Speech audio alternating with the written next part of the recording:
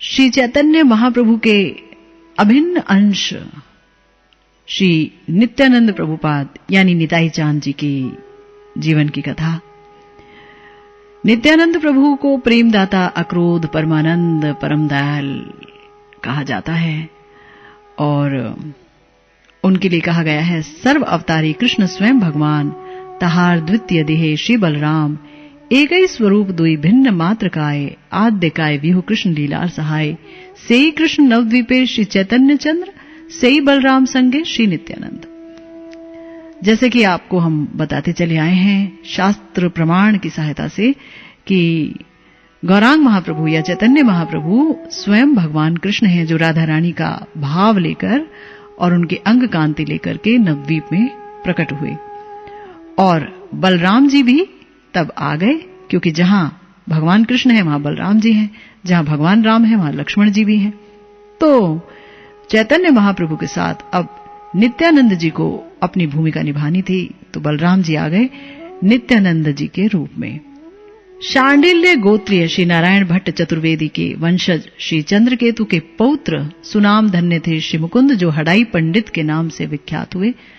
उनकी परम साध्वी पत्नी श्रीमती पद्मावती, जो गौड़ेश्वर राजा श्री मुकुट राय की पुत्री थी, उनके गर्भ से माघ शुक्ला त्रयोदशी को आविर्भूत हुए श्री नित्यानंद प्रभु वीरभूम जिला के अंतर्गत एक चक्रा गांव में। नवजात शिशु का नाम रखा गया चिदानंद। चंद्र का सा छोटा मुख किंतु महान ज्योतिर्मय। उस असाधारण नवजात शिशु को देखकर सब आनंद मुग्ध हो उठे। समय पाकर सखाओं के साथ खेलकूद में श्री रामकृष्ण की लीलाओं का अनुकरण करा करते थे नित्यानंद जी।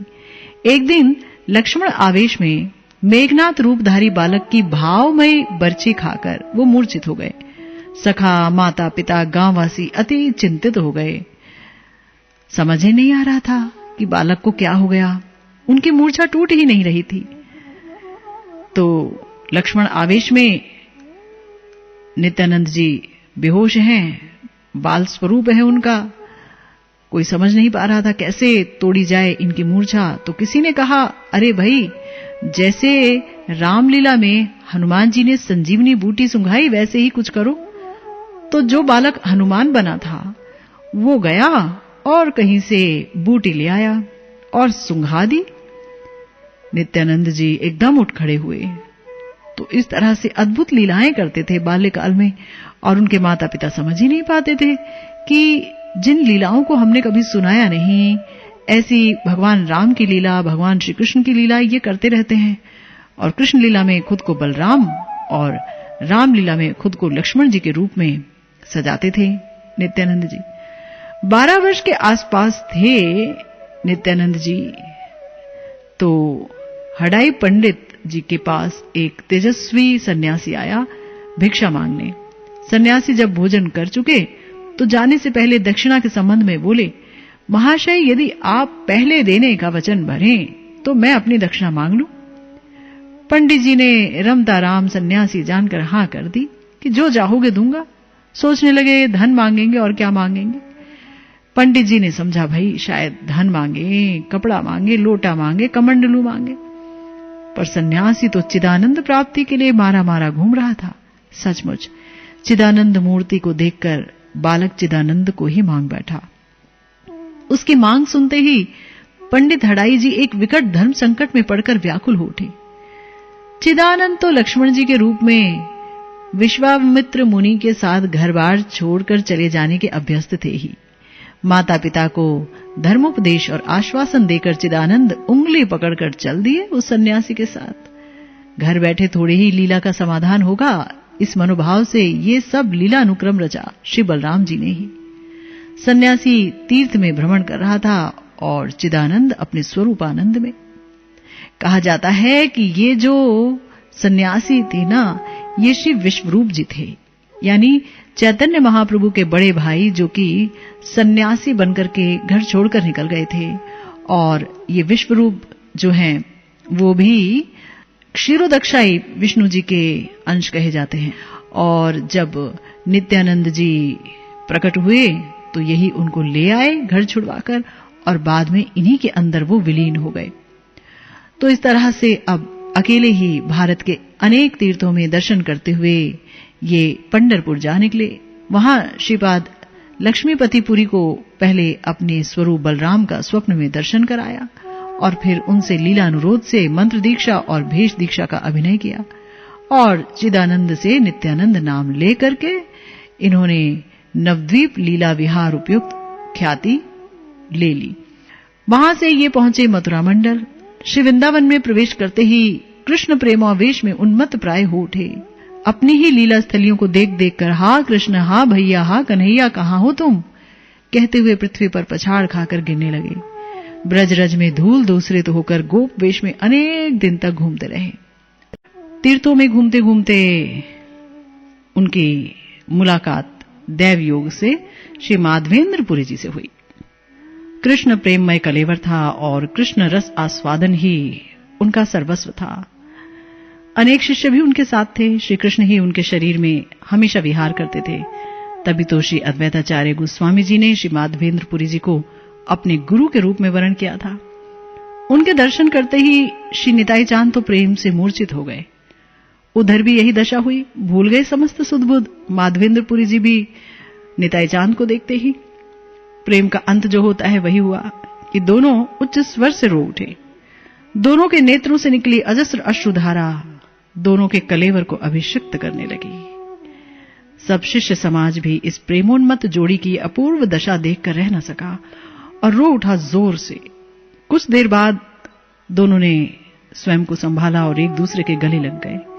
दोनों में अश्रु, कंप, पुलक आदि सात्विक भावों की तरंगे उमड़ पड़ी। सारा वन प्रदेश प्रेम रस से मानो आप्लावित हो उठा। श्री निताई चांद ने गदगद कंठ से कहा, मैंने समस्त तीर्थ यात्रा का फल आज पा लिया है। अहो, आपके चरण दर्शन कर मेरा जीवन धन्य हो गया। श्री माधवेंद्रपुरी तो कुछ बोल ही ना सके, कस के आलिंगन कर रहे थे बार बार श्री निताई चांद को। उनके साथ ही श्री ईश्वरपुरी, श्री ब्रह्मानंदपुरी साक्षात नित्यानंद को ही प्राप्त हो रहे थे। उन सब ने आज तक ऐसा कृष्ण प्रेम नहीं देखा था। आज उनके मन के सभी दुख मिट गए। अनेक दिन तक श्री माधवेंद्रपुरी और श्री निताई चांद एक साथ रहे और श्री कृष्ण कथा लीला रस में परमानंद अनुभव करने लगे।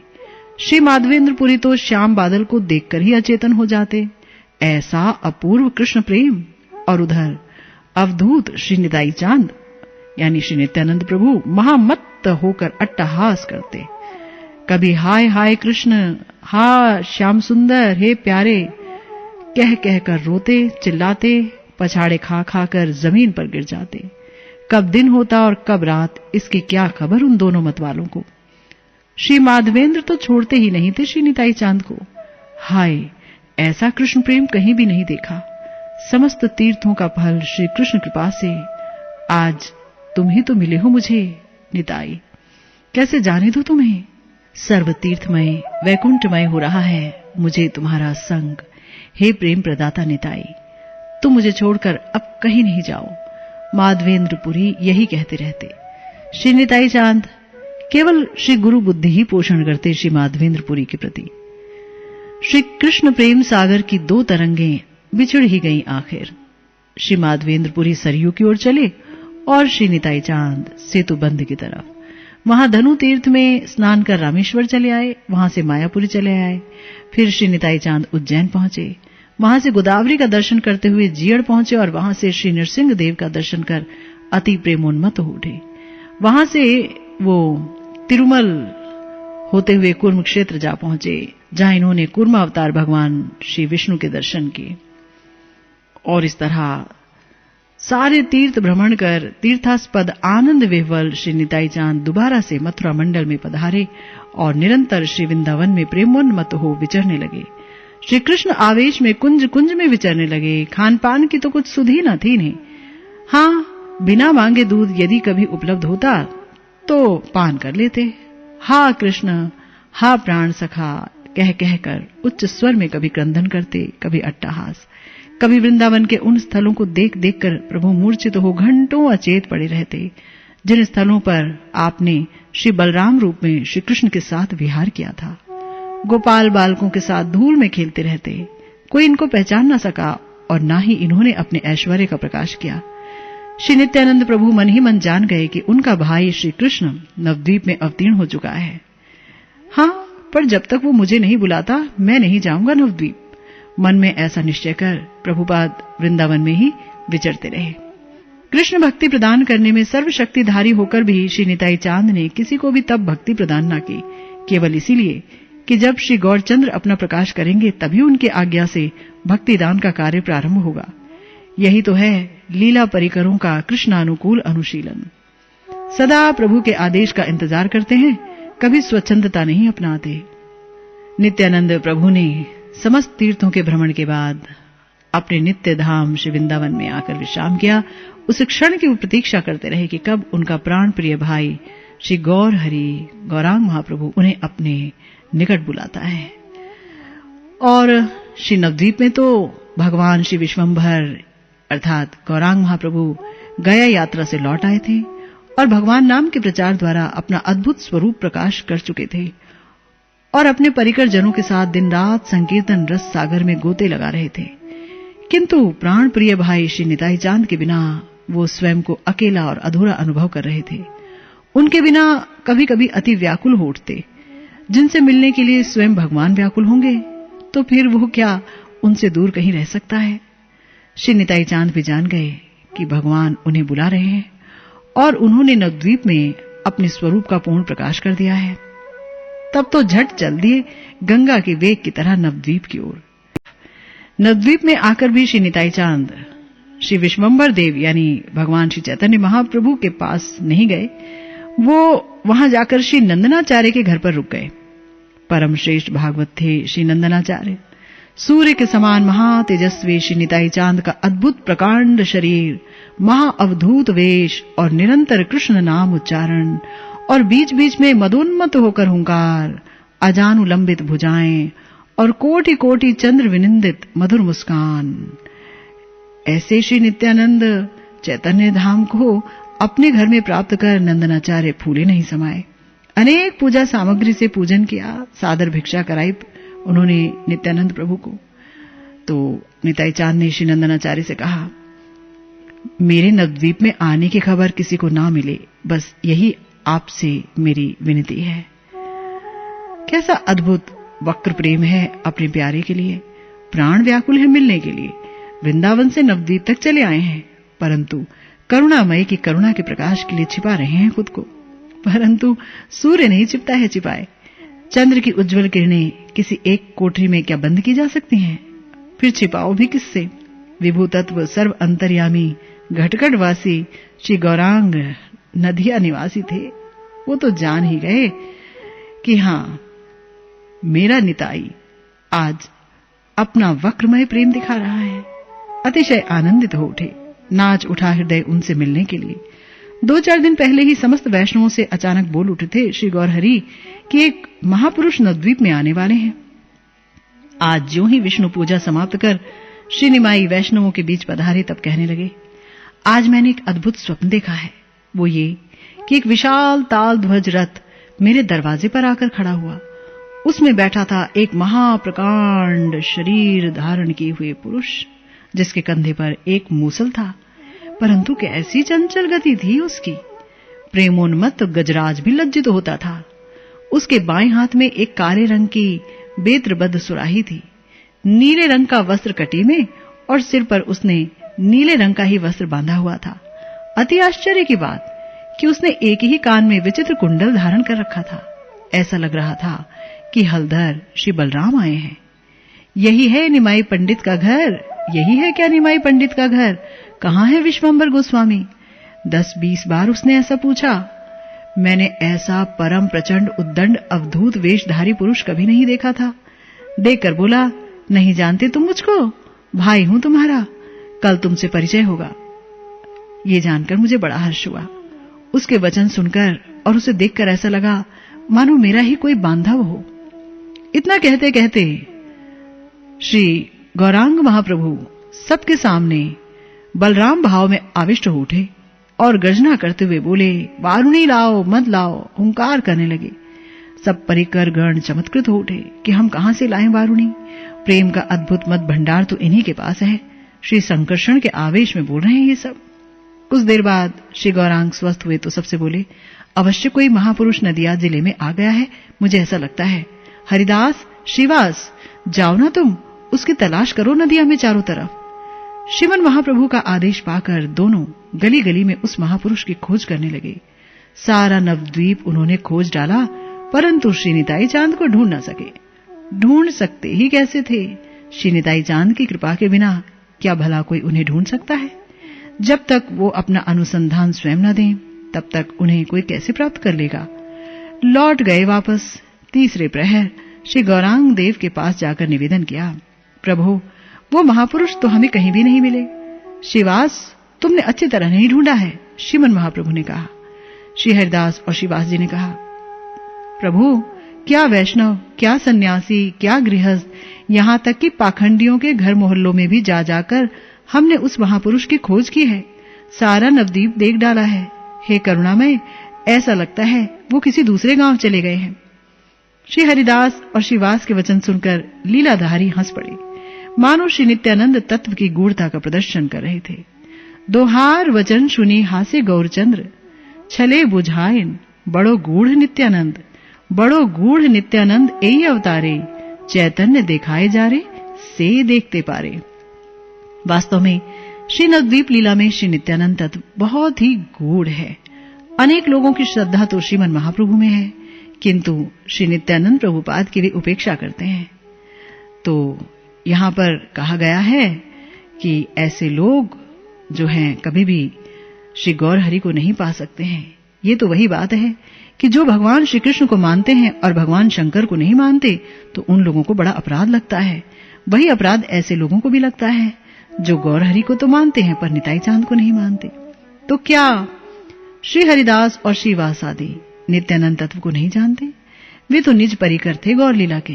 अवश्य वे निताई चांद के तत्व को अच्छी तरह से जानते थे और जानते थे निताई चांद के स्वरूप तत्व को भी, परंतु लीला का आस्वादन कैसे बने, इसीलिए ऐसा अभिनय भगवान की लीला शक्ति ही उनसे करा रही थी। तो क्षण भर के लिए चुप बैठे रहे गौरांग देव और फिर मुस्कुरा के बोले, ठीक है, आओ मेरे साथ, हम सब मिलकर अभी ढूंढते हैं उस कौतुकी को।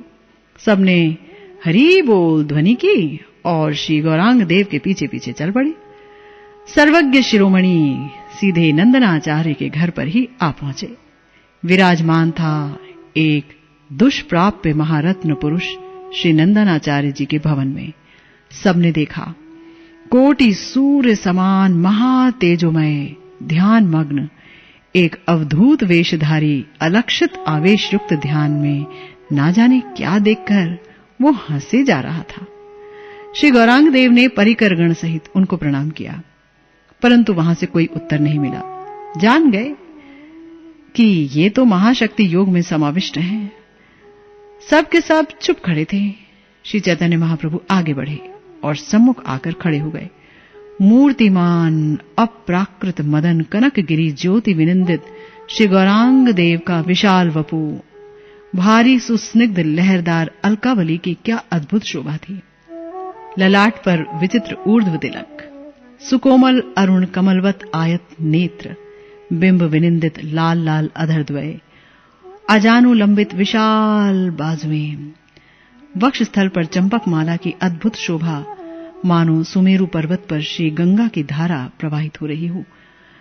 पीत वसन युक्त कटी देश और लालिमा लिए चारों चरणों में नखों की शोभा, मानो 20 चंद्रमा ही प्रणाम कर रहे हूं और आरती उतार रहे हूं उस असमौर्ध माधुर्य विग्रह की। ऐसा अलौकिक विश्व आकर्षक सुंदर रूप के साक्षात सामने आने पर कितनी देर भला निताई चांद का ध्यानावेश टिक सकता था। झट से ध्यानावेश छूट गया। नेत्र कमल प्रफुल्लित हो उठे, परंतु देखते ही रहने के सिवाय कुछ कर न पाए श्री निताई। देखते रह गए। टकटकी बंद गई, स्तंभित हो गई सब इंद्रियां श्री निताई चांद की इस अपरूप लावण्य आस्वादन को पीते रहने में। उनके आश्चर्य की सीमा न रही। श्री विश्वंभर प्रभु को यानी श्री गौरचंद्र को श्री निताई चांद का स्वरूप प्रकाश करने के लिए एक युक्ति सूझी। वे श्रीवास पंडित जी से बोले, श्रीवास, श्री भागवत का एक श्लोक पढ़ो ना। महाप्रभु के वचन सुनते ही श्रीवास उच्च स्वर में बोल उठे, बरहा पीडम नटवर वपुः कर्णयो कर्णिकारम बिभ्रद्वासः कनक कपीशम वैजयंतीं च मालाम रंध्रान वेणुरधर सुधयो पूर्यन गोप वृंदे वृंदारण्यम स्वपद रमणम प्राविशद गीत कीर्ति। यानी शरद काल में श्री बलराम और गोप बालकों के साथ श्री कृष्ण जब बंशी बजाते हुए परम रमणीय श्री वृंदावन में प्रवेश करते हैं, उस समय की सर्वचित्ताकर्षक छवि का वर्णन है इस श्लोक में। नटनागर श्री नंदनंदन ने मस्तक पर मोरपुच्छ रचित मुकुट धारण कर रखा है, कानों में पीत वर्ण कमल के सदृश पुष्पों के गुच्छे लटक रहे हैं, वक्षस्थल पर पंचरंगी सुदीर्घ वैजंती माला सुशोभित है, निज अधरामृत से वंशी को परिपुष्ट कर रहे हैं। असाधारण चरण चिन्हों द्वारा विभूषित सर्वचित्त आनंदकारी श्री वृंदावन में जब श्री नंदनंदन प्रवेश करते हैं, तब समस्त गोप वृंद उनका यशगान करने लगते हैं। श्री कृष्ण ध्यानात्मक इस श्लोक को सुनते ही श्री निताई चांद तो मूर्छित होकर पृथ्वी पर गिर पड़े। श्री गौरहरि श्रीवास को बार बार इसी श्लोक को गान करने की आज्ञा दे रहे थे, और गाओ, और बोलो, और बोलो। कुछ देर बाद चेतना आई प्रभु श्री निताई चांद को, परंतु वे रोने लगे जोर जोर से। श्लोक को बार बार सुनकर वे उन्मत्त हो उठे। सिंहनाद की तरह गर्जना करते हुए निताई चांद उछलते हैं, बार बार पृथ्वी पर जोर से गिरते हैं। समस्त भक्तवृंद रक्ष कृष्ण, हे कृष्ण रक्षा करो पुकार रहे हैं। अश्रुधारा और रज से सारा शरीर श्री निताई चांद का लथपथ हो रहा है। श्री विश्वंभर गौरांग का मुख चंद्र देख देख कर लंबी लंबी सांस छोड़ते हैं, रोते हैं तो कभी जोर से अट्टहास करते हैं, नाच उठते हैं, पछाड़ खाकर गिर जाते हैं, दोनों पांवों को सिकोड़कर आकाश में बहुत ऊंचे कूदते हैं। अद्भुत थे ये सब सात्विक विकार श्री निताई चांद के, और श्री गौरहरि ने बढ़कर आलिंगन कर लिया श्री निताई चांद को। श्री अनंत देव रूप से जो समस्त पृथ्वी को अपने सिर पर धारण करते हैं, आज वे श्री विश्वंभर यानी गौरांग महाप्रभु की दोनों भुजाओं में आलिंगित हो रहे थे। फिर क्या सीमा रहती इनके परमानंद की। साक्षात देहधारी नित्यानंद के दर्शन कर आज सब भक्तजन नित्य आनंद में डूब गए। सब चुप खड़े थे, परंतु नेत्रों से अजस्र प्रेमाश्रुधारा प्रवाहित हो रही थी। श्रीमन महाप्रभु बोले, आज मेरे भाग्य की क्या सीमा। भक्ति योग मूर्तिधारी चारों वेदों के सार को मैंने साक्षात अपने नेत्रों से देखा है। ये वचन केवल स्तुति में गुण महिमा को ही प्रकाशित करने वाले नहीं थे, तथ्य और परम सत्य हैं श्रीमन महाप्रभु के ये वचन। चारों वेदों का सार है भक्ति योग, और भक्ति योग का साधारण अर्थ है भक्ति मार्ग के साधन। चारों वेदों में जितने भी प्रकार के साधन कहे गए हैं, उनमें सर्वश्रेष्ठ है भक्ति मार्ग का साधन। फिर भक्ति मार्ग के साधनों में भी शुद्ध भक्ति या प्रेम भक्ति ही सर्वश्रेष्ठ है। इस प्रकार चारों वेदों में कहे गए समस्त साधनों में प्रेम भक्ति ही सार वस्तु है। श्री निताई चांद में जिन जिन सात्विक विकारों का उदय हुआ, उससे उनकी प्रेम भक्ति ही लक्षित होती है। प्रेम भक्ति बाणे मूर्छा गेला नित्यानंद। श्री चैतन्य भागवत के व्यासदेव श्री वृंदावन दास जी ने कहा, सबसे विचित्र बात तो ये है कि श्री निताई चांद में प्रेम भक्ति के साधन को तो किसी ने नहीं देखा। उनमें आरंभ से ही प्रेम भक्ति को सबने स्पष्ट देखा। इसलिए इस प्यार में जो भक्ति योग प्रभु ने कहा है, वस्तुतः वो भक्ति योग से प्राप्त होने वाली प्रेम भक्ति ही है। तो प्रभु ने वेदों के सार प्रेम भक्ति के ही श्री निताई चांद में दर्शन किए, जिससे उन्होंने अपने आप को धन्य माना।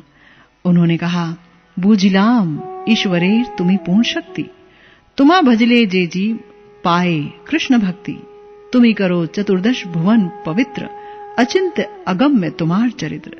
हे निताई चांद, अचिंत्य अगम्य है आपके 14 भुवन पावन चरित्र। ईश्वर की आप पूर्ण शक्ति हो। जो आपका भजन करता है वो श्री कृष्ण भक्ति प्राप्त करता है। हे निताई चांद, आप मूर्तिमान कृष्ण प्रेम भक्ति धन हो। निज स्तुति को बहुत देर तक ना सुन सके श्री निताई चांद बोल उठे, गौरांग, अब क्यों मुझसे सब राज खुलवाते हो?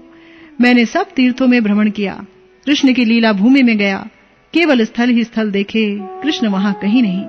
सबके सब सिंहासन खाली थे। मैंने सबसे पूछा, श्री कृष्ण कहाँ हैं? पता लगा गौड़ देश नदिया में श्री कृष्ण अपने नाम संकीर्तन रासलीला का आस्वादन कर रहे हैं, पावन कर रहे हैं असंख्य पापी अधम जीवों को। चला आया प्रभु आपके श्री चरणों में। निताई चांद कुछ और भी रहस्य उद्घाटन करना चाहते थे, किंतु बीच में ही बात काटकर श्रीमन महाप्रभु ने कहा, आप जैसे भगवत भक्त के दर्शन पाकर आज हम धन्य हुए हैं।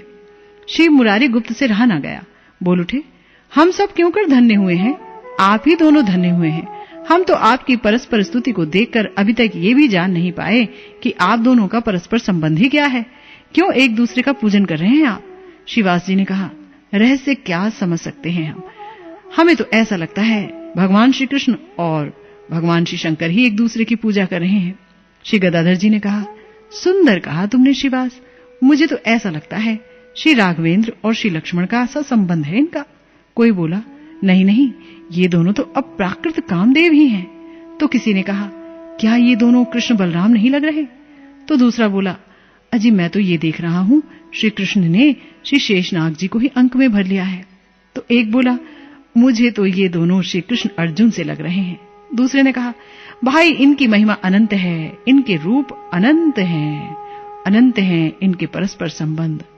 हम तो इन दोनों का आज एक जगह दर्शन कर अपने को धन्य मानते हैं। इस प्रकार समस्त भक्तों से परिवेष्टित होकर श्री गौर चांद श्री निताई चांद को अपने निवास स्थान पर ले आए और फिर प्रारंभ हुआ संकीर्तन रास। आज चतुर्दशी का दिन था। श्री विश्वंभर यानी श्री गौरहरि अचानक बोल उठे, श्रीपाद नित्यानंद, कल तो व्यास पूर्णिमा है, आपकी व्यास पूजा कहाँ होगी? श्री निताई चांद जान गए प्रभु का इशारा। झट श्रीवास पंडित का हाथ पकड़कर मुस्कुराते हुए बोले, इस ब्राह्मण के घर। श्री विश्वंभर बोले, तो श्रीवास तुम्हारे ऊपर बड़ा बोझ पड़ेगा। श्रीवास जी ने कहा, ना ना प्रभु, कुछ भी बोझ नहीं, आपकी कृपा से सब पूजा सामग्री घर में ही मौजूद है। हाँ, पूजा पद्धति पुस्तक मेरे यहाँ नहीं है, सो मांग लाऊंगा। तो श्री निताई निमाई प्रभु श्रीनिवास पंडित के घर की ओर चल दिए। उस समय अधिवास कीर्तन के लिए अनेक भक्तगण साथ साथ पीछे चल रहे थे। ऐसा लगता था कि श्री कृष्ण बलराम ही गोपगण के साथ सुशोभित हो रहे हैं। श्रीवास भवन में प्रवेश करते ही सब के सब प्रेमोन्मत्त हो उठे। श्रीमन महाप्रभु ने आदेश दिया, अपने जनों के सिवा और कोई अंदर ना आने पाए, दरवाजा बंद कर दो। दरवाजा बंद कर दिया गया। फिर क्या था, व्यास पूजा का शुभ अधिवास कीर्तन उल्लास पूर्वक उच्च ध्वनि से आरंभ हो गया। चारों तरफ भक्तजन गान करने लगे और बीच में दोनों भाई विशाल भुजाएं उठाकर सुंदर नृत्य करने लगे। अनेक दिन पीछे आज ऐसा संयोग हुआ था कि दोनों एक साथ प्रेम में नाच उठे, ब्रज की याद करते हुए। कितनी ऊंची हुंकार गर्जन कर रहे थे वे, उनके आनंद की सीमा न रही। कभी उच्च स्वर में रोने लगे तो कभी पछाड़ खाकर पृथ्वी पर गिरने लगे। पुलकित हो उठे दोनों के श्री अंग। श्वेत वैवर्ण आनंद मूर्छा विस्मित हो उठे नदियावासी भक्तजन। किसी ने ऐसे प्रेम विकार कभी ना देखे थे। अलौकिक थे, महा अद्भुत थे सब विकार। प्रेम मूर्ति प्रेम दाता के थे ये प्रेम विकार। आज अपने ही आनंद में, अपने ही अनुभव आनंद में दोनों प्रभुपाद नाच रहे थे। एक दूसरे को गलकंठ कर जोर से रोने लगे। एक दूसरे के चरण पकड़ना चाहते, परंतु कौन कम था इनमें, कोई भी चरण ना छूने देता। दोनों को अपने वस्त्र तक संभालने की सुध न रही। भक्तजन भी कैसे संभालते इन दोनों को? अरे जो त्रिभुवन को संभाले, अखिल ब्रह्मांडों को स्थिर रखे, जब वही अस्थिर हो उठे तो फिर उसे कौन संभाले? दोनों कीर्तन विहार में उन्मत्त हो उठे। बाहर की कुछ भी सुध बुध न रही। आनंद सागर में गोते लगाने लगे। ऐसा विलक्षण नृत्य, ऐसा उद्दंड किंतु मनोहर नृत्य कि श्री गौरांग के अपने चरण उनके सिर तक को छू जाते और श्री निताई चांद की पद पटकन से तो पृथ्वी कांप उठी। भूकंप है क्या? समस्त वैष्णव चिंतित हो उठे। चिंता की कोई बात नहीं थी। आज विश्वंभर अपने भाई श्री निताई चांद के निज स्वरूप को भक्तों के सामने प्रकाशित करना चाहते थे। हुआ ये कि निताई चांद उछलकर भागवत सिंहासन पर जा बैठे। जाग उठा बलराम भाव, मदलाओ मदलाओ गर्जना करने लगे। श्री गौरांग ने कहा, भैया हल मूसल मुझे दे दो। श्री निताई चांद ने झट हाथ बढ़ाए और श्री विश्वंभर को पकड़ा दिए हल मूसल। कहां से आए हल मूसल? किसी को कुछ न दिखा। क्या दिया श्री निताई चांद ने और क्या लिया श्री निमाई चांद ने? अवश्य देखा हल मूषल को उन्होंने, जिन्हें प्रभु ने देखने की कृपा शक्ति प्रदान की। अब तो दोनों हाथ उठाकर लाओ वारुणी, देव वारुणी बार बार उच्च स्वर में पुकारे ही जा रहे थे। कौन सी वारुणी थी ये वरुण देवता की कन्या थी, जो अपने पिता की प्रेरणा से श्री वृंदावन के कदम्ब वृक्षों के कोटर से टपक टपक कर समस्त वन को अपनी सुगंध द्वारा आमोदित कर देती थी। पूर्ण आवेश था श्री बलराम जी का श्री निताई चांद में, पर कौन समझे उनकी बात को, कौन जानता था इस रहस्य को। एक दूसरे के मुंह को देखने लगे सब। एक उपाय सूझा भक्तों को। एक घड़ा निर्मल गंगा जल का लाकर आगे रख दिया। श्री नित्यानंद तो मत्त होकर पान करने लगे, सबको बांट बांट कर पिलाने लगे। सर्व पाप नाशनी गंगा जल की वारुणी, मानो सब के सब कादम्बरी ही पान कर रहे हो। प्रभु श्री निताई चांद तो लोटपोट प्रेम रस आवेश में कभी हंसने लगते तो कभी रोने लगते। कहाँ गया दंड कमंडलू, कहाँ जा पड़ा, वस्त्र भी शरीर पर है कि नहीं कुछ पता नहीं है। अत्यंत चंचल हो उठे परम धीर धरणीधर। श्री विश्वंभर प्रभु ने दोनों भुजाओं में ले लिया भाई निताई को और अनेक यत्न पूर्वक उन्हें स्थिर किया। बहुत रात बीतने पर अपने निवास स्थान पर चले आए श्री गौरांग, परंतु श्री निताई चांद ने पंडित श्रीवास के घर ही रात को निवास किया। प्राकृत मदिरा पीने वाले भी जब सहज में होश में नहीं आते, तो ये तो अप्राकृत कादम्बरी थी श्री कृष्ण प्रेम रस की। इसका नशा कैसे जल्दी छूट जाता। सब भक्तगण तो चले गए। रात को उठ उठकर श्री निताई चांद हुंकार करते, गर्जना करते, और अंत में हुआ ये कि उन्होंने अपने दंड कमंडलू को तोड़कर फेंक दिया। श्री नित्यानंद सन्यासी शिरोमणि थे। दंड कमंडलू धारण करना सन्यासियों का परम कर्तव्य या विधि है। कौन जाने क्यों तोड़ डाला दंड कमंडलू को प्रभुपाद ने, वो भी अपने हाथों से। श्री नित्यानंद तोड़ डाले दंड कमंडलू तो आपत्ति भला क्या हो सकती है। अरे जीव सन्यास लेते हैं साधन भजन के लिए, और दंड धारण करना उनके लिए विधान है, इसलिए कि मन पर पूरा शासन रहे। दंड उन्हें याद दिलाता है कि मन पर और इंद्रियों पर शासन करना है, प्रेरणा देता है मन को काबू में रखने की। पर नित्यानंद प्रभु तो ईश्वर तत्व है ना। परम स्वतंत्र श्री संकर्षण बलराम के लिए दंड कमंडलू की आखिर दरकार ही क्या। अरे जिनकी भ्रुकुटी के इशारे पर अनंत कोटि ब्रह्मांड नियंत्रित रहते हैं, ब्रह्मांड में जब वे श्री गौरांग सुंदर के साथ अवतीर्ण होते हैं, इनकी तरह ये भी संन्यास ग्रहण की लीला मात्र ही करते हैं। अपनी लीला संपादन में श्री भगवान कब क्या क्यों करते हैं भला कौन जान सकता है। को वेत्ति भूमन भगवन परमात्मन। श्री ब्रह्मा ही उनकी लीलाओं का रहस्य जब नहीं जान सकते तो औरों की क्या बात है। सुबह श्रीवास पंडित जी के भाई रमाई पंडित ने देखा टूटा पड़ा है दंड कमंडलू। विस्मित हो उठे और दौड़े गए श्रीवास जी के पास। श्रीवास भी घबरा गए और रमाई पंडित को श्रीमन महाप्रभु के पास भेजा। श्री रमाई के मुख से समाचार सुनकर महाप्रभु आए तो देखा कि नित्यानंद जी को बाहरी ज्ञान नहीं है और वो गौर प्रेम रस में मत्त हैं और खूब हंस रहे हैं। प्रभु ने दंड को उठाकर अपने श्रीहस्त में लिया और श्री नित्यानंद जी को लेकर गंगा स्नान के लिए चल पड़े। श्रीवास आदि सब भक्त साथ चल दिए। गंगा जी पर पहुंचकर प्रभु ने स्वयं दंड को गंगा जी में विसर्जित कर दिया। नित्यानंद जी चंचल हो रहे थे, किसी की बातों को मान ही नहीं रहे थे, समझ ही नहीं रहे थे, ऐसे गौर प्रेम में मतवाले हो रहे थे। तब प्रभु ने गरज कर कुछ डांट दिया। नित्यानंद जी ने मगरमच्छ को देखा और उसे पकड़ने को दौड़े। गदाधर जी और श्रीवास हाय हाय कहकर चिल्ला उठे और ये निर्भय होकर गंगा जी के मध्य में तैर रहे थे। केवल चैतन्य महाप्रभु के वाक्य से ही कुछ शांत हो जाते। तब प्रभु विश्वंभर ने पुकार कर श्री नित्यानंद जी से कहा, श्रीपाद चलो ना, शीघ्र चलकर व्यास पूजा करो। प्रभु के वचन सुनकर वे गंगा से निकल आए और स्नान करके प्रभु के साथ घर चले।